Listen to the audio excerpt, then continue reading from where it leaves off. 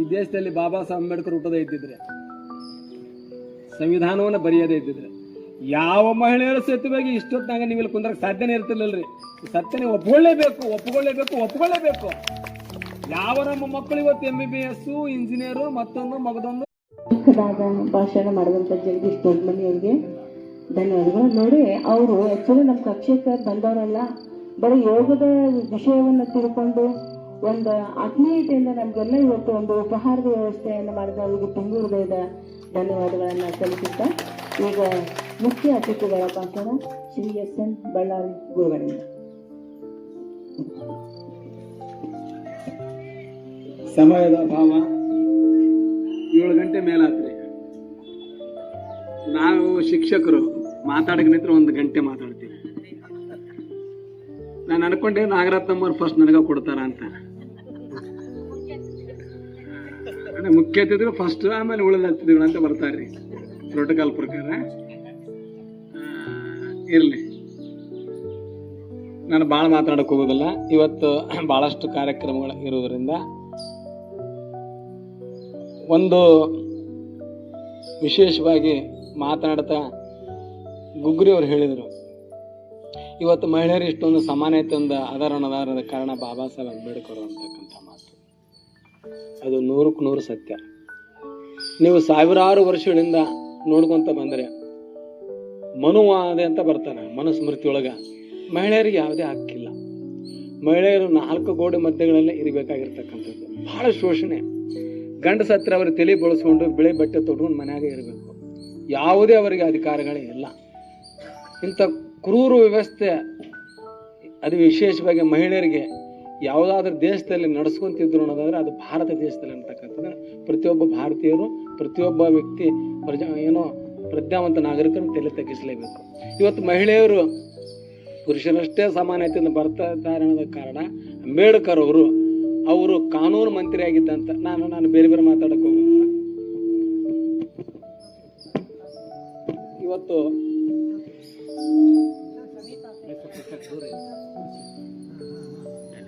1951ನೇ ಇಸ್ವಿ ನೆನಪಿಸ್ತೀನಿ, ಫೆಬ್ರವರಿ 6ನೇ ತಾರೀಕಿನ ದಿವಸ ಅಂಬೇಡ್ಕರ್ ಅವರು ಕಾನೂನು ಮಂತ್ರಿ ಆಗಿದ್ದಾಗ ನೆಹರು ಅವರು ಪ್ರಧಾನಮಂತ್ರಿ ಇರ್ತಾರ. ಅಂಬೇಡ್ಕರ್ ಅವರು ಹಿಂದೂ ಕೋಡ್ ಬಿಲ್ ಅಂತಕ್ಕಂಥದ್ದು ಜಾರಿ ತರಲಿಕ್ಕೆ ಪ್ರಯತ್ನ ಪಡ್ತಾರೆ. ಎಲ್ಲ ಮಹಿಳೆಯರು ಗೊತ್ತಿರಬೇಕು ವಿಷಯ. ಎಲ್ಲ ಅಂಬೇಡ್ಕರ್ ನೆನಪ ಬರೀ SC/ST ಮಾಡ್ಯಾರಂತ. ಎಲ್ರಿಗೂ ಅಂಬೇಡ್ಕರ್ ಮೀಸಲಾತಿ ಕೊಟ್ಟಾರ. ಇವತ್ತು 2A 2B 3A 3B ಅಂತ ನಾವೇನು ಸರ್ಟಿಫಿಕೇಟ್ ತಗೊಂತೀವಲ್ಲ, ಲಿಂಗಾಯತರಾಗಿರ್ಬೋದು, ಕುರುಬ, ಕುಂಬಾರ, ಉಪ್ಪಾರ, ಬಡಿಗ, ಗಾಣಿಗ, ಎಲ್ರಿಗೂ ಮೀಸಲಾತಿ ಕೊಟ್ಟಾರ ಬಾಬಾ ಸಾಹೇಬ್. ಒಂದು ಎಕ್ಸಾಂಪಲ್ ನಾವು ತಗೊಳ್ಳೋಣ. ನಗರಸಭೆ ಚುನಾವಣೆ ಬಂತ 34 ವಾರ್ಡ್ಗಳದ. 34 ವಾರ್ಡ್ದಲ್ಲಿ ಕೂಡ SC/ST ನಿಲ್ತಾರ. ಎಲ್ರಿಗೂ ಅವಕಾಶಗಳದಾವೆ. ಅಲ್ಪಸಂಖ್ಯಾತರಿಗದ, ಲಿಂಗಾಯತರಿಗದ, ಕುರುಬಗದ, ಕುಂಬಾರ್ಗದ, ಉಪ್ಪಾರ್ಗದ, ಬಡಗರ್ಗದ, ಗಾಣಿಗದ. ಅದೆಲ್ಲ ಒಂದು ಕೂಡ ದುಷ್ಟ ಆ ಒಂದು ವೈರಸ್ ಅನ್ನು ಸಮಾಜದಲ್ಲಿ ಬಿಟ್ಟಿದ್ದಾನೆ. ಅಂಬೇಡ್ಕರ್ ಅವರು 1951ನೇ ಇಸ್ವಿ ಒಳಗ ಮಹಿಳೆಯರು ಕೂಡ ಸಮಾನತೆ ಬರಬೇಕು, ಆಸ್ತಿ ಹಕ್ಕು ಇರಬೇಕು, ಶಿಕ್ಷಣದ ಹಕ್ಕು ಇರಬೇಕು, ಅವರು ಕೂಡ ಅವರಿಗೂ ಸ್ವಾತಂತ್ರ್ಯ ಹಕ್ಕು ಇರಬೇಕಂತಕ್ಕಂಥ ಒಂದು ಆ ಬಿಲ್ಲನ್ನು, ಆ ಮಸೂದೆಯನ್ನು ತೊಗೊಂಬರ್ತಾರೆ. ನಿಮ್ಮ ಮುಂದೆ ಹೇಳ್ತೀನಿ, ಆ ಮಸೂದೆಯನ್ನು ಲೋಕಸಭೆಯಲ್ಲಿ ಮಂಡಿಸಿದ ತಕ್ಷಣ ಅಲ್ಲೋಲ ಕಲ್ಲೋಲ ಆಗಿಬಿಡ್ತದೆ. ಇಡೀ ಹಿಂದೂ ಧರ್ಮವನ್ನು ಹಾಳು ಮಾಡ್ತಾ ಇದ್ದಾರೆ ಬಾಬಾ ಸಾಹೇಬ್ ಅಂಬೇಡ್ಕರ್ ಅವರು. ಮಹಿಳೆಯರು ಅವರು 4 ಗೋಡೆಗಳ ಮಧ್ಯದಲ್ಲೇ ಇರಬೇಕಾಗಿತ್ತು, ಅವರಿಗೆ ಸ್ವಾತಂತ್ರ್ಯ ಅವಶ್ಯಕತೆ ಇಲ್ಲ ಅಂತಕ್ಕಂಥದ್ದು ಬಹಳಷ್ಟು ಜನ ವಾದ ಮಾಡ್ತಾರೆ.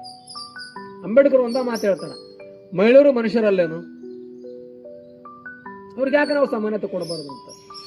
ನೆಹರು ಫಸ್ಟ್ಗೆ ನೀಡಿರ್ತಾರ, ನೀವು ಈ ಬಿಲ್ ಭಾಳ ಚೆನ್ನಾಗಿದೆ ಅಂಬೇಡ್ಕರ್ ಅವರೇ, ಇದು ನೀವು ಅದನ್ನು ಮಂಡಿಸ್ರಿ, ಪಾಸ್ ಮಾಡೋಣ ಅಂತ ಹೇಳ್ತಾರೆ.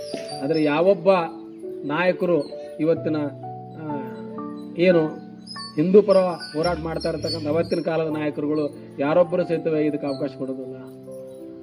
ಮದನ್ ಮೋಹನ್ ಮಾಳವೀಯ ಅವರಿಗೆ 2014 ಇಸ್ವಿಯೊಳಗೆ ಮರಣೋತ್ತರ ಭಾರತ ರತ್ನ ಪ್ರಶಸ್ತಿ ಕೊಡ್ತಾರ. ಅವರು ಕೂಡ ಇದಕ್ಕೆ ಒಪ್ಪಿಗೆ ಕೊಡೋದಿಲ್ರಿ. ನೀವೆಲ್ಲ ಇತಿಹಾಸ ತಿಳ್ಕೋಬೇಕು. ಅಂಬೇಡ್ಕರ್ ಅವರು ಬಹಳಷ್ಟು ಬೇಜಾರು ಮಾಡ್ಕೊಂಡು, ನಾನು ತಂದಿರತಕ್ಕಂಥ ಈ ಸಮಾನತೆಯ ಈ ಬಿಲ್, ಈ ಮಸೂದೆ, ಈ ಕಾನೂನು ಪಾಸ್ ಆಗುದಿಲ್ಲ ಅನ್ನೋದಾದ್ರೆ ನಾನು ಯಾಕೆ ಮಂತ್ರಿ ಪದವಿಯಲ್ಲಿ ಮುಂದುವರಿಬೇಕು, ಅವಶ್ಯಕತೆ ಇಲ್ಲ ಅಂತಕೊಂಡು ಅಂಬೇಡ್ಕರ್ ಅವರು ತಮ್ಮ ಮಂತ್ರಿ ಪದವಿಗೆ ರಾಜೀನಾಮೆ ಕೊಡ್ತಾರೆ. ಇದು ಇತಿಹಾಸ ಯಾರೊಬ್ಬರು ಕೂಡ ಕೊಟ್ಟಿಲ್ಲ. ಅಂತ ಮಹಾನಾಯಕ 1891 ಏಪ್ರಿಲ್ 14ರಂದು ಮಹಾರಾಷ್ಟ್ರದ ಅಂಬೇವಾಡಿ ಅಂತಕ್ಕಂಥ ಮೂಲ ಅವ್ರ ತಂದೆ ಸೇನೆಯಲ್ಲಿ ಅವತ್ತಿನ ಕಾಲದ ಬ್ರಿಟಿಷ್ ಸೇನೆಯಲ್ಲಿ ಒಬ್ಬ ಸುಬೇದಾರ ಕೆಲಸ ಮಾಡ್ತಾ ಇರ್ತಾನೆ. ಆ ಮಧ್ಯಪ್ರದೇಶದ ಮಹೋ ಅಂತ ಒಂದು ಏರಿಯಾ, ಅದು ಮಿಲಿಟರಿ ಕ್ಯಾಂಪ್. ಮಹೋ ಅಂತಂದ್ರೆ ಮಿಲಿಟರಿ ಏನದು war of military head quarters of war ಅಂತ ಅದ್ರ ಸರ್, ಮಹೋ MHOW ಅಂತೇಳಿ. ಅಲ್ಲಿ ಜನಿಸ್ತಾನ. ತನ್ನ ತಂದೆ ತಾಯಿಗೆ 14ನೇ ಮಗುವಾಗಿ ಜನಿಸ್ತಾ ಇರ್ತಕ್ಕಂಥ ಭೀಮರಾವ್ ಅಂಬೇಡ್ಕರ್ ಅವರು ಬಹಳಷ್ಟು ಸ್ಫೂರ್ತಿಯಾಗಿರ್ತಾನೆ ಹುಡುಗ. ಮುಂದೆ ಆತನ ಶಾಲೆಗೆ ಅಲ್ಲೇ ದಾಪೋಲಿ ಅಂತಕ್ಕಂಥ ಗ್ರಾಮದೊಳಗೆ ಅವರಪ್ಪ ರಿಟೈರ್ಡ್ ಮೇಲೆ ಬರ್ತಾರ. ಆ ದಾಪೋಲಿ ಗ್ರಾಮದಲ್ಲಿ ಶಾಲೆಗೆ ಸೇರಿಸ್ತಾರ 1ನೇ ತರಗತಿ. ಬಹಳ ವಿಷಯ ನಡೀತದ್ರಿ ಶಾಲೆಯಲ್ಲಿ ಕೂಡ. ಇವತ್ತೇ ಈಗಾಗಲೇ ಮಾತನಾಡುತ್ತಾ ನಮ್ಮ ಮಾನವರು ಬಹಳ ಸೂಕ್ಷ್ಮವಾಗಿ ಹೇಳಿದ್ರೆ ಇವತ್ತು ಕೂಡ ಜಾತಿ ಐತಿ ಅಂತ. ಹೌದು, ಒಬ್ಬ SC ಅವ ಎಂತ ಅಧಿಕಾರಿ ಆಗಿರ್ಲಿ, ಯಾವ್ದಾದ್ರು ಒಂದು ಏರಿಯಾದೊಳಗೆ ಚಲೋ ಏರಿಯಾದೊಳಗೆ ಮನೆ ಕೇಳಕ್ ಹೋದ್ರ ಮನೆ ಐತ್ ಬರ್ರಿ ಕೊಡ್ತೀವಿ, ಬಾಡಿಗೆ ಐತಿ ಬರ್ರಿ, ಮ್ಯಾಲೆ ಖಾಲಿ ಐತಿ, ಸಂಜೆ ಮುಂದೆ ಬರ್ರಿ ಅಂತ ಹೇಳ್ತಾನೆ. ಸಾಯಂಕಾಲ ಅನ್ಕೊಡೋದನ್ನ ಆತನ ಜಾತಕ ತಕೊಂಡಿರ್ತಾರ. ಆತನ ಜಾತಕ ತಕೊಂಡು, ಅಯ್ಯೋ ನಾನು ಅದು ಖಾಲಿ ಐತ್ರಿ, ನನ್ನ ಮಗ ಯಾರಿಗೋ ಮಾತು ಕೊಟ್ಟು ಬಿಟ್ಟಾನಂತ್ರಿ, ನನಗೆ ಗೊತ್ತಾಗಿಲ್ಲ ಅಂತ ಹೇಳಿ. ಇದ್ರ ಅರ್ಥ ಏನು ತಾವೆಲ್ಲ ಅರ್ಥೈಸ್ಕೋಬಹುದು. ಅಂದ್ರೆ ಇವತ್ತಿಗೂ ಕೂಡ ಜಾತಿ ಐತಿ ಅಂತಕ್ಕಂಥದ್ದು. ಆದ್ರೆ ಅವಾಗ ಅದು ಬಹಿರಂಗವಾಗಿತ್ತು, ಈಗ ಸೂಕ್ಷ್ಮತೆಯಿಂದ ಕೂಡಿತ್ತು. ಕಾರಣ ಸಂವಿಧಾನದಾಗ ಅಂಬೇಡ್ಕರ್ ಅವರು ಎಲ್ಲರೂ ಒಂದಂತಕ್ಕಂಥದ್ದನ್ನ, ಎಲ್ಲರೂ ಸಮಾನತೆಯಿಂದ ಬಾಳ್ಬೇಕಂತಕ್ಕಂಥದ್ದನ್ನ ಅವರು ಬರೆದಿರ್ತಕ್ಕಂಥದ್ದು ಐತಿ. ಆ ಭೀಮರಾವ್ ಅಂಬೇಡ್ಕರ್ ಅವರು ಬಾಲ್ಯದಲ್ಲಿದ್ದಾಗ ಬಹಳ ಕಷ್ಟಪಡ್ತಾರೆ. ಈಗಾಗಲೇ ಎಲ್ಲ ಮಕ್ಕಳು ಒಳಗಡೆ ಕುಂತ್ಕೊಂಡು ಅಭ್ಯಾಸ ಮಾಡಿದ್ರೆ ಭೀಮರಾವ್ ಅಂಬೇಡ್ಕರ್ ಅವರು ಮತ್ತು ಅವರ ಅಣ್ಣ ಬಲರಾಮ್ ಹೊರಗಡೆ ಕುಂತ್ಕೊಂಡು ಅಭ್ಯಾಸ ಮಾಡಬೇಕು. ಹೊಸ್ತಿಲ್ ಹೊರಗಡೆ ಕುಂತ್ಕೊಂಡು ಅವ್ರು ಅಭ್ಯಾಸ ಮಾಡಬೇಕು. ಕಾರಣ ಏನಂದ್ರೆ ಅಸ್ಪೃಶ್ಯತೆ ಅಂತ. ಯಾವ ಶಿಕ್ಷಕರು ಸಹಿತವಾಗಿ ಅವ್ರು ಮುಟ್ಟಿಸ್ಕೊಳ್ತಾ ಇರೋದಿಲ್ಲ. ಅವ್ರ ತಂದೆ ಸುಬೇದಾರ್ ಇದ್ರು ಕೂಡ. ಆದ್ರೆ ಮುಂದೆ ಏನಾಗುತ್ತೆ, ಒಂದು ಘಟನೆ ನಡೀತದೆ. ಒಬ್ಬ ಗಣಿತ ಶಿಕ್ಷಕ ಗಣಿತಕ್ಕೆ ಸಂಬಂಧಪಟ್ಟಂಗ ಒಂದು ಲೆಕ್ಕವನ್ನು ಬಿಡಿಸಲಿಕ್ಕೆ ಹೇಳಕ್ ಬರ್ತಾರೆ. ಕೇಳಕ್ಕೆ ಎಲ್ಲ ಮಕ್ಕಳು ಕೇಳ್ತಾರೆ. ಆದ್ರೆ ಯಾವೊಬ್ಬ ಮಗು ಸಹಿತವಾಗಿ ಅದಕ್ಕೆ ಉತ್ತರ ಕೊಡೋಕ್ಕಾಗೋದಿಲ್ಲ. ಅವಾಗ ಅಂಬೇಡ್ಕರ್ ಅವರು ಗುರುಗಳ ಅದಕ್ಕೆ ಉತ್ತರ ನಾನು ಹೇಳ್ತೀನಿ ಅಂತ ಹೇಳ್ತಾರೆ. ಆ ಗುರುಗಳಿಗೆ ಆಶ್ಚರ್ಯ ಅನಿಸ್ತದ. ಯಾವ ಮಕ್ಕಳನ್ನ ನಾನು ಇದುವರೆಗೂ ತಾತ್ಸಾರದಿಂದ ಕಾಣ್ತಿದ್ನೋ ಅಂತ ಮಗು ಇವತ್ತು ಅದಕ್ಕೆ ಉತ್ತರ ನಾನು ಹೇಳ್ತೀನಿ ಅಂತಕೊಂಡು ಹೇಳುತ್ತಲ್ಲ ಅನ್ನೋದಾದ್ರೆ ಬಹಳ ಖುಷಿ ಪಡ್ಕೊಂಡು ಬಾಪ ಒಳಗಡೆ ಅಂತ ಕರೀತಾರೆ. ಅಂಬೇಡ್ಕರ್ ಅವರು ಇನ್ನೇನು ಅವತ್ತು ಬಹಳ ಖುಷಿ ಅನಿಸ್ತದ್ರಿ ಭೀಮರಾವ್ ಅವ್ರಿಗೆ. ಅದುವರೆಗೂ ಕ್ಲಾಸಿನ ಒಳಗಡೆನೆ ಬಂದಿರುವುದಿಲ್ಲ. ಅವರು ಹೊರಗಡೆ ಚಳಿಗೆ ಮಳೆಗೆ ಬಿಸಿಲು ತನ್ನ ಮೈ ಒಡ್ಡಿ ಆತ ಪಾಠವನ್ನು ಕೇಳ್ತಾ ಇರ್ತಕ್ಕಂಥ ಆ ಬಾಲಕ ಭೀಮರಾವ್ ಒಳಗಡೆ ಬಹಳ ಖುಷಿಯಿಂದ ಬರ್ತಾನ. ಬಂದ್ ಕೂಡ್ಲೆ ಅಲ್ಲಿರ್ತಕ್ಕಂಥ ಇತರೆ ಮಕ್ಕಳು ಅವ್ರು ತಂದಿರ್ತಕ್ಕಂಥ ಆ ಊಟದ ಡಬ್ಬಿಗಳನ್ನ ಆ ಬೋರ್ಡ್ ಹಿಂದ್ಗಡೆ, ಕಪ್ಪು ಹಲಿಗೆ ಹಿಂದ್ಗಡೆ ಇಟ್ಟಿರ್ತಾರೆ. ಅವರು ಪಟಪಟ ಅಂತ ಎದ್ದು ಹೋದರೆ ಆ ಊಟದ ಡಬ್ಬಿಗಳನ್ನ ತಗೊಂಡು ಸೈಡಿಗೆ ನಿಂತ್ಕೊಂಡ್ಬಿಡ್ತಾರೆ ಗೋಡೆಗೆ ಹಚ್ಚಿ. ಅವಾಗ ಶಿಕ್ಷಕರು ಸಿಟ್ಟು ಬರ್ತದ, ಯಾಕ್ರೋ ಹಿಂಗೆ ನೀವು ಮಾಡಿದ್ರಿ ಅಂತ. ಅವಾಗ ಅವ್ರು ಹೇಳ್ತಾರೆ, ಹುಡುಗರು ಪಾಪ ಅವ್ರು ತಪ್ಪಲ್ಲ, ನಾವು ವ್ಯವಸ್ಥೆ ಹೆಂಗಿರುತ್ತೆ. ಏನ್ ಸರ್, ಭೀಮರಾವ್ ಅಂಬೇಡ್ಕರ್ ಒಬ್ಬ ಹೊಲೆ ಮಾದಿಗೆ ಜಾತಿ ಸೇರಿದವನು. ಅವನ ನೆರಳು ನಮ್ಮ ಅನ್ನದ ಮೇಲೆ ಬಿದ್ದರೆ ಅನ್ನ ಮೈಲಿಗಾಗಲ್ಲ ಏನ್ರಿ ಅಂತ ದೂರ ಅಂತೀರಿ. ಅನ್ನವನ್ನ ನಾವು ಅನ್ನಪೂರ್ಣೇಶ್ವರ ಅಂತೀವಿ, ದೇವ್ರಂತೀವಿ. ಒಂದ್ ಅಗಳ ಬಿದ್ದರೆ ತಗೊಂಡು ನಮಸ್ಕಾರ ಮಾಡೋ ಸೈಡ್ಗೆ ಇಡ್ತೀವಿ ಅಂತ. ಆ ದೇವ್ರ ಮೇಲೆ ಒಬ್ಬ ಅಸ್ಪರ್ಶನ, ಒಬ್ಬ ಮನುಷ್ಯನ ನೆರಳು ಬಿದ್ದರೆ ಅದು ಮೈಲಿಗಾಗುತ್ತೆ. ಆ ಘಟನೆಯಿಂದ ಭೀಮರಾವ್ ಬಹಳ ನೋವು ಅನಿಸ್ತದೆ, ಬಹಳ ಕೆಟ್ಟ. ಅದುವರೆಗೂ ಬಹಳಷ್ಟು ಮಾನಸಿಕವಾಗಿ ನೊಂದ್ಕೊಂಡಿರ್ತಾನೆ. ಮನೆಗೆ ಬರ್ತಾನೆ, ತನ್ನ ಪಾಟಿ ಚಲ ಒಪ್ಕೊಂಡು ನಾಳಕತ್ತಿ ಬಿಡ್ತಾನೆ ಹೋಗೋದು. ಅವ್ರ ಅಪ್ಪಾಜಿ ರಾಮಜಿ ಕೇಳ್ತಾನೆ, ಯಾಕೆ ಮಗ ಏನಾಗ್ತಂತ. ಏನ್ ಅಪ್ಪಾಜಿ ಇವತ್ತು ಶಾಲೆಯಲ್ಲಿ ಇಂಥ ಘಟನೆ ಅಂತ. ಆದ್ರೆ ದಿನ ಒಂದಿಲ್ಲ ಒಂದ್ ರೀತಿ ಒಳಗೆ ನನಗೆಲ್ಲ ಅವಮಾನ ಆಗ್ತಾ ಇದೆ, ಅಪಮಾನ ಆಗ್ತಾ ಇದೆ. ನನಗೆ ನೀರಿಡಕ್ಕಾದಾಗ ಯಾರೊಬ್ರು ಕೂಡ ನೀರು ಕೊಡೋದಿಲ್ಲ. ಯಾರೋ ಒಬ್ಬ ಮನಸ್ಸು ಮಾಡಿ ಹುಡುಗ ಎತ್ತಿ ನೀರು ಹಾಕಿದ್ರೆ ನನಗೆ ಒಂದೋಯ್ತು. ನಾನು ಮನೆಗೆ ಬಂದಾಗ ಆ ದಾಹನ ತೀರಿಸಬೇಕು. ಇವತ್ತು ಘಟನೆ ಇಂಥದ್ದು ಶಾಲೆಯಲ್ಲಿ, ನಿಮ್ಮ ಮನೆ ಶಾಲೆಗೆ ಹೋಗೋದಿಲ್ಲ ಅಂತ. ಆ ಘಟನೆ ಕೇಳಿ ಯಾವ ತಂದೆ ತಾಯಿಗೆ ನೋವು ಅನ್ಸೋದಿಲ್ರಿ, ಯಾವ ತಂದೆ ತಾಯಿಗೆ ಅನ್ಸೋದಿಲ್ಲ ಹೇಳ್ರಿ. ಅವಾಗ ರಾಮಜಿ ಅಳಕತ್ತಿ ಬಿಡ್ತಾನೆ. ಮಗ ಅಳೋದ್ ನೋಡ ತಂದೆನೂ ಅಳ್ತಾನೆ. ಇಬ್ಬರು ತಂದೆ ಮಗ ಅಳ್ತಾರೆ ಎಷ್ಟು ಹೇಳ್ತಾರ ಅಂದ್ರೆ ಅವ್ರಿಬ್ಬರು ಸಮಾನ ಪಡಿಸೋಕಲ್ಲಿ ಯಾರು ಇರುವುದಿಲ್ಲ ಮನೆಯಲ್ಲಿ. ಮುಂದೆ ರಾಮಜಿ ತನ್ನ ಮಗನ ತಲೆಯನ್ನು ಸವರ್ತಾ ಭೀಮರಾವ್ಗೆ ಹೇಳ್ತಾನೆ, ಭೀಮರಾವ್ ಅಳಬೇಡಪ್ಪ. ಹ್ಯಾಂಗ ಅಳ್ತಿರ್ತಾನೆ ಅಂದ್ರೆ, ಭೀಮರಾವ್ ಸಮುದ್ರದ ಅಲೆಗಳು ಏನು ದಂಡಿಗೆ ಅಪ್ಪಳಿಸ್ದಾಗ ಯಾವ ರೀತಿ ಭೂರ್ಗರದ ಅವ ನೀರಿನ ಅಲೆಗಳು ಮೇಲೆತ್ತರಕ್ಕೆ ಹೋಗ್ತಾವೋ ಅಷ್ಟು ಆಕ್ರೋಶ ಭೀಮರಾವ್ನಲ್ಲಿ, ಅಷ್ಟು ಸಿಟ್ಟು ಬರ್ತಾ ಇರ್ತಾನೆ. ನಮ್ಮನ್ನ ಯಾಕೆ ಈ ರೀತಿ ವ್ಯವಸ್ಥೆ ಕಾಣ್ತಾ ಇದೆ ಅಂತೇಳಿ. ಅವಾಗ ರಾಮಜಿ ತಂದೆ ತನ್ನ ಮಗನ ತಲೆಯನ್ನು ಸವರ್ತಾ ಹೇಳ್ತಾನ, ಭೀಮರಾವ್ ಅಳಬೇಡಪ್ಪ, ಅಳಬೇಡ. ಇವತ್ತು ನಿನ್ನ ಎಲ್ಲರ ಹತ್ರಕ್ಕೆ ಕರ್ಕೋಬೇಕಲ್ಲ, ದುಃಖಿಸ್ತಾ ಹೌದಂತೇಳಿ ಹೇಳ್ತಾನೆ. ಹಾಗಾದ್ರೆ ನಿನ್ನ ಎಲ್ಲರ ಹತ್ರ ಕರ್ಕೋಬೇಕು, ನಿನ್ನೆಲ್ಲರೂ ಪ್ರೀತಿ ಮಾಡಬೇಕು, ನಿನಗೆಲ್ಲರೂ ಗೌರವ ಕೊಡಬೇಕು ಅನ್ನೋದು ಅದಕ್ಕೊಂದ ದಾರಿ. ಏನು, ನೀನು ಓದಬೇಕು, ನೀನು ಓದಬೇಕು. ನೀ ಎಷ್ಟು ಓದಬೇಕಂದ್ರೆ ಜಗತ್ತ ನಿನ್ನ ಕಡೆ ತಿರುಗಿ ನೋಡ್ಬೇಕು, ನೀ ಅಷ್ಟು ಓದಬೇಕಂತ ಹೇಳಿದ್ರು. ಭೀಮರಾವ್ ಅಂಬೇಡ್ಕರ್ ಹಾಗೆ ಮಾಡಿದ್ರು. ಅವತ್ತಿನ ಕಾಲದಲ್ಲಿ ಅತಿ ಹೆಚ್ಚು ಓದಿರ್ತಕ್ಕಂಥ ಜಗತ್ತಿನೊಳಗೆ 3 ಜನರಲ್ಲಿ ಬಾಬಾ ಸಾಹೇಬ್ ಅಂಬೇಡ್ಕರ್ ಕೂಡ ಒಬ್ಬರಾಗ್ತಾರೆ. ಈ ದೇಶಕ್ಕೆ ಸಂವಿಧಾನವನ್ನು ಬರೆಯೋಷ್ಟು ಮಾಡಿ ಬರ್ತಾರೆ ಅನ್ನೋದಾದ್ರೆ ತಾವೆಲ್ಲ ತಿಳ್ಕೋಬೇಕು. ಶಿಕ್ಷಣದಲ್ಲಿ ಇಂಥ ಒಂದು ಗಟ್ಟಿತನ ಐತೆ ಅಂತಕ್ಕಂಥದ್ದು. ಅವತ್ತೇ ಭೀಮರಾವ್ ಅವ್ರ ಮನಸ್ಸು ಗಟ್ಟಿ ಮಾಡ್ಕೊಂತಾರೆ. ಹಾಗಾದ್ರೆ ನಾನು ಶೋಷಿತ ಜನಾಂಗದ, ಅಸ್ಪೃಶ್ಯತ ಜನಾಂಗದ ವಿಮೋಚನೆಗಾಗಿ ನನ್ನ ಜೀವನವನ್ನೇ ಮುಡುಪಾಗಿಡ್ಬೇಕು ಅಂತಕ್ಕಂಥದ್ದಲ್ಲ ಅವರು ಅವತ್ತೇ ತೀರ್ಮಾನ ಮಾಡ್ಕೊತಾರೆ. ಮುಂದೆ ಆತ ಮೆಟ್ರಿಕ್ಯುಲೇಷನ್ ಪರೀಕ್ಷೆ ಪಾಸ್ ಆಗ್ತಾನೆ 1907ನೇ ಇಸ್ವಿಯೊಳಗೆ. ಅವತ್ತಿನ ಕಾಲದಲ್ಲಿ ಇಡೀ ಭಾರತ ದೇಶದೊಳಗೆ ಒಬ್ಬ ಅಸ್ಪೃಶ್ಯ ಹುಡುಗ SSLC ಪಾಸ್ ಆಗಿರೋದು ರೆಕಾರ್ಡ್ ಅದು, ಇತಿಹಾಸ ಅದು. ಆತ ಒಂದು ಸನ್ಮಾನ ಕಾರ್ಯಕ್ರಮ ಅಲ್ಲಿ ಏರ್ಪಾಡು ಮಾಡ್ತಾರೆ. ಏರ್ಪಾಡು ಮಾಡಿದಾಗ ಆ ಸನ್ಮಾನದಲ್ಲಿ ಕೇಳಿಸ್ಕರ್ ಅಂತ ಒಬ್ಬ ಮರಾಠಿ ಕವಿ, ಭಾಳ ಅದ್ಭುತವಾಗಿರೋ ಕವಿ, ಆತ ಸಮಾನತೆಗಾಗಿ ಬಹಳಷ್ಟು ಹೋರಾಟ ಮಾಡಿರ್ತಕ್ಕಂಥ, ಮತ್ತು SK ಭೋಲೆ ಅಂತ ಬರ್ತಾರೆ, ಅವರು ಕೂಡ ಹಾಗೇನೆ. ಅವರಿಬ್ಬರ ನೇತೃತ್ವ ಸನ್ಮಾನ ಆಗ್ತದೆ. ಅವಾಗ ಭೋಲೆ ಮತ್ತು ಅವರು ಒಂದು ಯಾರು ಕೇಳಿಸ್ಕರ್ ಒಂದು ಪುಸ್ತಕ ಕೊಡ್ತಾರೆ ಅಂಬೇಡ್ಕರ್. ಅದು ಬುದ್ಧ ಮತ್ತು ಆತನ ಧರ್ಮ ಅಂತೇಳಿ, ಬುದ್ಧನ ಜೀವನ ಚರಿತ್ರೆ ಇರತಕ್ಕಂಥ ಆ ಪುಸ್ತಕ ಕೊಡ್ತಾರೆ ಫಸ್ಟ್ ಬಹುಮಾನವಾಗಿ. ಆ ಪುಸ್ತಕ ಅಂಬೇಡ್ಕರ್ ಅವರು 50,000 ಪುಸ್ತಕಗಳನ್ನು ಏನು ಕಲೆಕ್ಟ್ ಮಾಡಿರ್ತಾರಲ್ಲ, ಆ 50,000 ಪುಸ್ತಕ ತನ್ನ ಖಾಸಗಿ ಗ್ರಂಥಾಲಯದಲ್ಲಿ ಕಲೆಕ್ಟ್ ಮಾಡಿರ್ತಕ್ಕಂಥದ್ರಲ್ಲಿ ಫಸ್ಟ್ ಮೊದಲನೇ ಪುಸ್ತಕ ಅಂತಂದ್ರೆ ಬುದ್ಧನ ಜೀವನ ಚರಿತ್ರೆ ಇರತಕ್ಕಂಥ ಪುಸ್ತಕ ಅಂಬೇಡ್ಕರ್ ಅದನ್ನು ಕಾಯ್ದಿಟ್ಕೊಂಡಿರ್ತಾರೆ. ಅವಾಗ ಮುಂದೆ ಮದುವೆ ಬರ್ತದೆ, 17 ವಯಸ್ಸಿಗೆ ಮದುವೆ. ರಾಮಾಬಾಯಿ ಅಂತಕ್ಕಂಥ ಅವರ ಸಂಬಂಧಿಕರನ್ನು ಮದುವೆ ತೆಗಿತಾರೆ. 7 ವರ್ಷದ ಬಾಲಕಿ ಮದುವೆ ಮಾಡ್ಬೇಕಲ್ಲ. ಮುಂಬೈ ಅಂತ ಪಟ್ಟಣದೊಳಗ ಎಲ್ಲಿ ಜಾಗ ಕೊಡ್ತಾರ್ರಿ, ಮಂಟಪಗಳು ಎಲ್ಲಿ, ಅಸ್ಪೃಶ್ಯರು ಅವರು. ಅವಾಗ ಮಧ್ಯರಾತ್ರಿ ಒಳಗ ಮೀನದ ಮಾರ್ಕೆಟ್, ಬೈಕುಳ ಅಂತ ಒಂದು ಮಾರ್ಕೆಟ್ ಬರ್ತದೆ, ಮೀನದ ಮಾರ್ಕೆಟ್ ಒಳಗೆ ಮಧ್ಯರಾತ್ರಿ ಒಳಗೆ ಅಲ್ಲಿ ಮಧ್ಯರಾತ್ರಿ ಅಂದ್ರೆ ಮಾರ್ಕೆಟಲ್ಲಿ ಯಾರು ಇರೋದಿಲ್ಲ. ಅಲ್ಲಿರ್ತಕ್ಕಂಥ ಆ ಕಾಪಾಟುಗಳನ್ನ, ಅಲ್ಲಿರ್ತಕ್ಕಂಥ ಏನಾವಿ ಇರ್ತಾವಲ್ಲ, ಅದನ್ನ ಒಂದು ಮಂಟಪ ಮಾಡಿಕೊಂಡು ಅಂಬೇಡ್ಕರ್ ಅವ್ರಿಗೆ ರಾತ್ರಿ ಮದುವೆ ಮಾಡ್ತಾರೆ. ಅಂದ್ರೆ ವ್ಯವಸ್ಥೆ ಎಷ್ಟು ಕ್ರೂರ ಅದ ನೋಡ್ರಿ, ವ್ಯವಸ್ಥೆ ಎಷ್ಟು ಕ್ರೂರ ಅದ.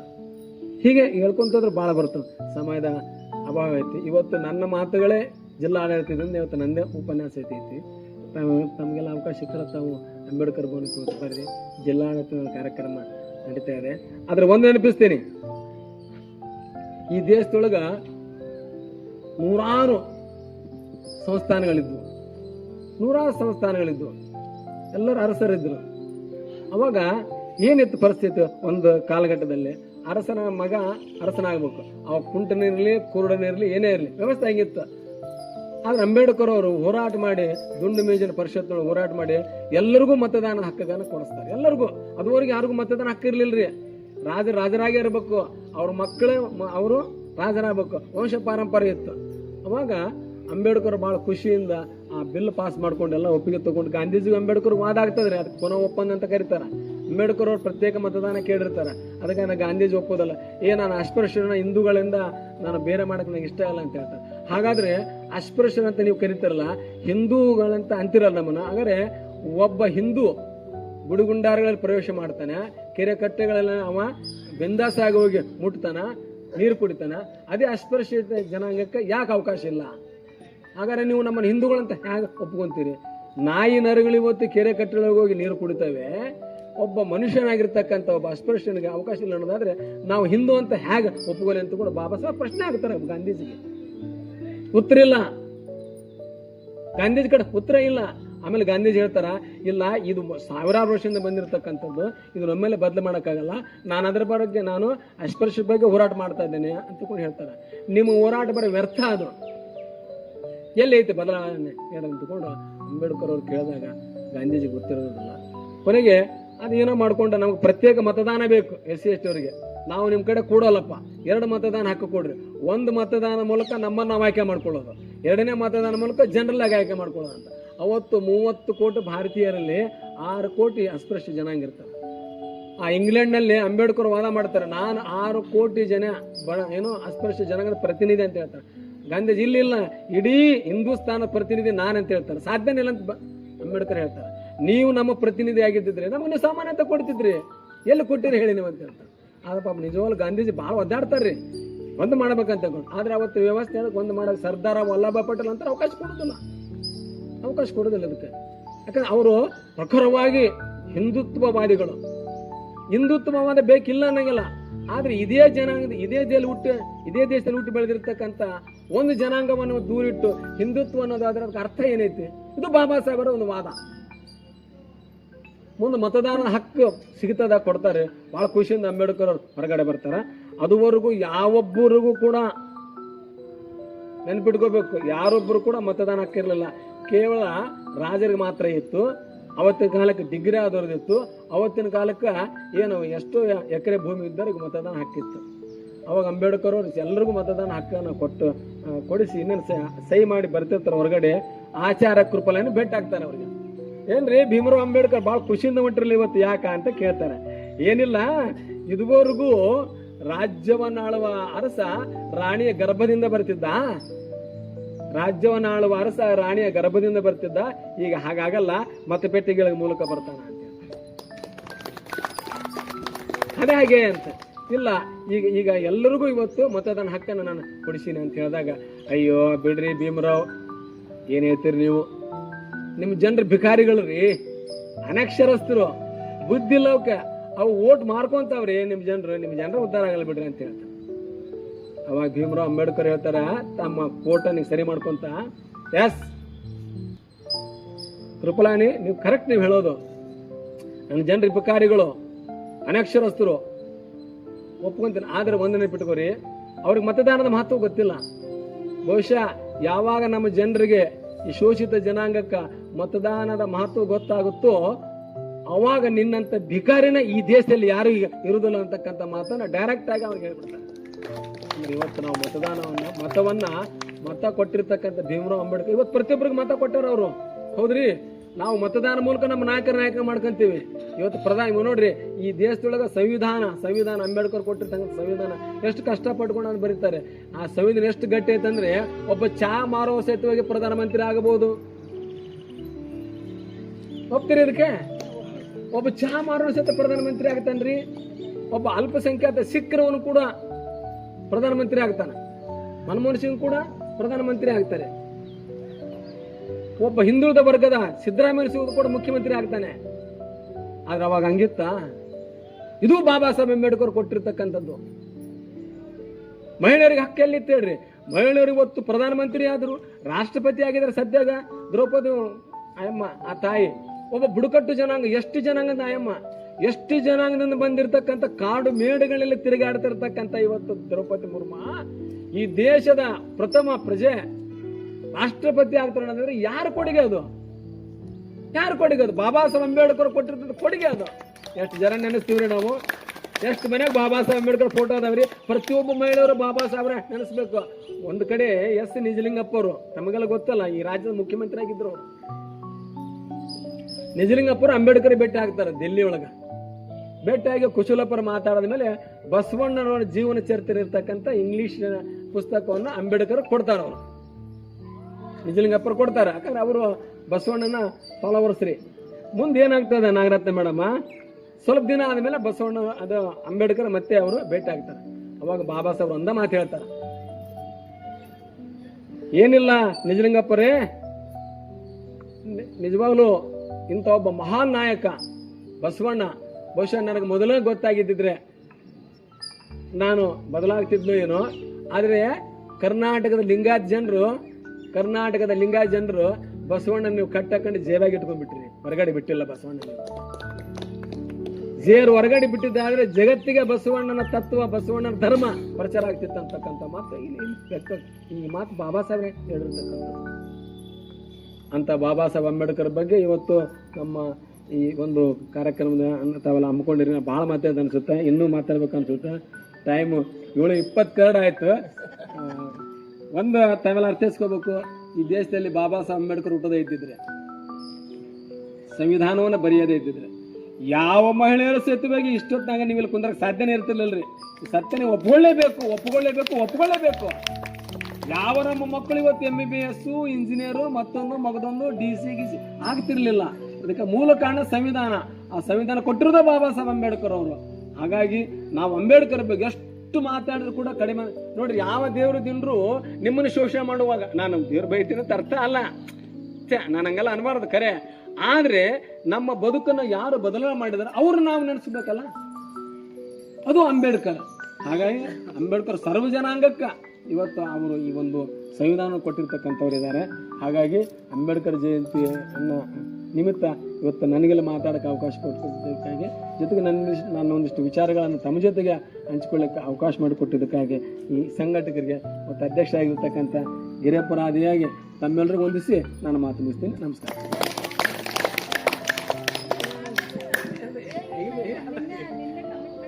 ಇಲ್ರಿ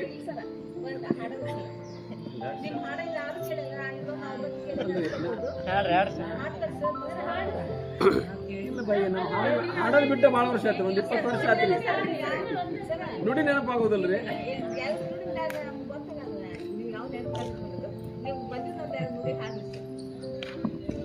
ನೀವು ಅಂಬೇಡ್ಕರ್ ಬಗ್ಗೆ ಏನು ಅನ್ಬೇಕು, ಏನು ಮಾಡೋರ ಮಾಡ್ತೀನಿ ರೀ. ಯಾಕಂದ್ರೆ ನಮಗೆ ಬದುಕು ಕಟ್ಟಿಕೊಟ್ಟಿರ್ತಕ್ಕಂಥವ್ರು ಬಾಬಾ ಸಾಹೇಬ್. ನಮಗೆ ನಮ್ಮ ತಂದೆ ತಾಯಿ ಜನ್ಮ ಕೊಟ್ಟಿರ್ಬೋದು, ಪ್ರತಿಯೊಬ್ಬರಿಗೂ ಸ್ವಾಭಿಮಾನದ ಬದುಕು ಕೊಟ್ಟಿರ್ತಕ್ಕಂಥವ್ರು ಬಾಬಾ ಸಾಹೇಬ್ ಅಂಬೇಡ್ಕರ್. ಇವಾಗಲೂ ನಾವು ಸ್ವಾಭಿಮಾನ ತಂದೆ ಅಂತ ನಾವು ಅನ್ಕೊಂತೀವಿ ಅಂಬೇಡ್ಕರ್ ಅವರು. ಅದಕ್ಕೆ ಅಂಬೇಡ್ಕರ್ ಏನು ಹೇಳ್ತಾರ, ದಯವಿಟ್ಟು ತಪ್ಪು ತಿಳ್ಕೊಬಾರ್ದು, ನಂಗೆ ಸರಿಯಾಗಿ ಮೊದಲಂಗೆ ಆಡಕ್ಕೆ ಬರೋದಿಲ್ಲ ಈಗ. ಅಂಬೇಡ್ಕರ ಹೇಳಿದ ಮಾತು ಮರೆಯಬೇಡಿ, ಮರೆತು ಮಲಗಬೇಡಿ. ಅಂಬೇಡ್ಕರ ಹೇಳಿದ ಮಾತು ಮರೆಯಬೇಡಿ, ಮರೆತು ಮಲಗಬೇಡಿ. ಜಾತಿ ವರ್ಗ ಒಂದು ನಾಣ್ಯದ ಎರಡು ಮುಖಗಳು, ವಂಚಿತರೆ ಈ ದೇಶದ ವಾರಸುದಾರರು. ಅಂಬೇಡ್ಕರ ಹೇಳಿದ ಮಾತು ಮರೆಯಬೇಡಿ, ಮರೆತು ಮಲಗಬೇಡಿ. ಶಿಕ್ಷಣ ಸಂಘಟನೆ ಹೋರಾಟ ಇವು ಮುತ್ತಿನಂಥ ಮೂರೇ ಸೂತ್ರ. ದುಡುವ ಜನಕ್ಕೆ ಧೈರ್ಯ ಕೊಡುವಂತ, ದಲಿತರಿಗೆ ಪ್ರಜ್ಞೆ ನೀಡುವಂತ. ಇದುವೆ ಬೋದು, ಇದುವೆ ಬರಹ, ಇದುವೆ ಸ್ವಾಭಿಮಾನ ಅಂದ ಅಂಬೇಡ್ಕರ ಹೇಳಿದ ಮಾತು ಮರೆಯಬೇಡಿ, ಮರೆತು ಮಲಗಬೇಡಿ. ಅಂಬೇಡ್ಕರ ಹೇಳಿದ ಮಾತು ಮರೆಯಬೇಡಿ, ಮರೆತು ಮಲಗಬೇಡಿ. ನಾನು ನಡೆಸಿಕೊಂಡು ಬಂದ ಹೋರಾಟ ನಿಮ್ಮ ಕೈಗೆ ಕೊಟ್ಟಿರುವೆ ಎಂದನೋ. ಶಕ್ತಿ ಇದ್ದರೆ ಮುಂದಕ್ಕೆ ತಳ್ಳಿರೆಂದನೋ, ನೀವು ಹಿಂದಕ್ಕೆ ತಳ್ಳಬೇಡಿರೆಂದನೋ.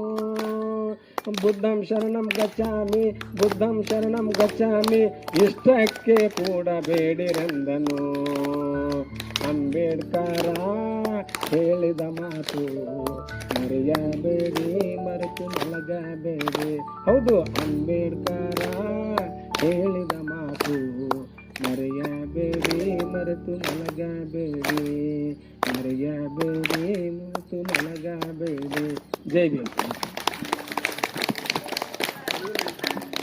ಎಲ್ಲರಿಗೂ ಉಠೋ ಜಾಗೃತ ಹೋ ಸರ್. ಎಲ್ಲರಿಗೂ ಏನು ಮಾಡಿದ್ರು, ಉಠೋ ಜಾಗೃತ ಹೋ ಅನ್ನುವಂಥ ಒಂದು ಸಂದೇಶವನ್ನು ಕೊಟ್ಟರು. ಅವರು ಮಹಾಮಾನವತಾವಾದಿ ಆದಂಥದ್ದು ಒಂದು ವಿಶೇಷ ಅಂದ್ರೆ, ಅವರು ಬರೀ ದಲಿತರಿಗಾಗಿ ಹೋರಾಡಿದವರು ಅಲ್ಲ, ಶಿಕ್ಷಣಕ್ಕಾಗಿ ಹೋರಾಡಿದವರು. ಪ್ರತಿಯೊಬ್ಬ ನಾಗರಿಕರಿಗೂ ಇವತ್ತು ಒಂದು ಮಗು ಹುಟ್ಟಿತು ಅಂದ್ರೆ ಅದಕ್ಕೆ ಅದರದೇ ಆದಂಥ ಒಂದು ಹಕ್ಕು, ಅದಕ್ಕೆ ಆದಂಥ ಒಂದು ಸಮಾನತೆ ಸಿಗ್ಬೇಕಂತ ಹೋರಾಡಿದ ವ್ಯಕ್ತಿ. ಅವ್ರಿಗೆ ನಾವು ಎಷ್ಟು ಧನ್ಯವಾದವನ್ನು ಹೇಳಿದ್ರು ಸಹಿ ಕಡಿಮೆನೆ. ನಾನು ಅವ್ರ ಧಾರಾವಾಹಿನ ನೋಡ್ತಾ ಇದ್ದಾಗ ಪ್ರತಿಯೊಂದು ನನ್ನ ಗಮನಕ್ಕೆ ಬಂತು. ಅವ್ರು ಇಷ್ಟೆಲ್ಲ ಬೆಳೆಯೋದಕ್ಕೆ, ಅವರು ಇಷ್ಟು ಶಿಕ್ಷಣದಲ್ಲಿ ಮುಂದೆ ಬಂದು ಹೋರಾಟ ಮಾಡೋದಕ್ಕೆ ಕಾರಣ ಅವ್ರ ತಂದೆ ರಾಮ್ಜಿ ಅವ್ರಿಗೆ ನಾವೆಷ್ಟು ಧನ್ಯವಾದಗಳನ್ನು ಹೇಳಿದ್ರು ಸಹಿತ ಕಡಿಮೆನೇ ಆಗ್ತೈತಿ. ಈ ಕೊನೆಯದಾಗಿ ಅಧ್ಯಕ್ಷೀಯ ಭಾಷಣ ಗಿರಿಯಪ್ಪ.